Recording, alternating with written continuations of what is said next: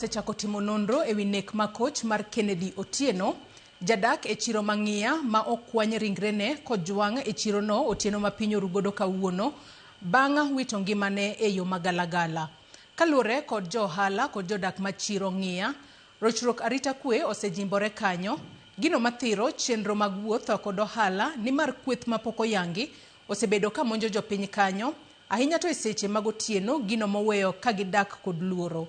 Ewi mano, gikwayo tend obila mondo otim lokruok mapiyo ne obila mosedak ahinya e tesend obila mang'ia kaka achiel kuom yore mag rido arita kwe e gwenge makono.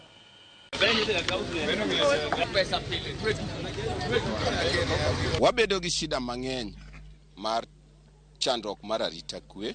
Ji mang'eny inegi area ni ikwanyogi.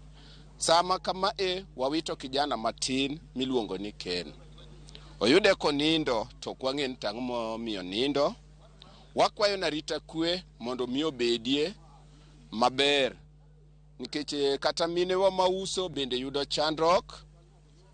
Jodongo kata kijande mawuotho bedo gi chandruok. To kwanyal dak kama wawito ngima pile pile nikech ok en ma ok mokwongo.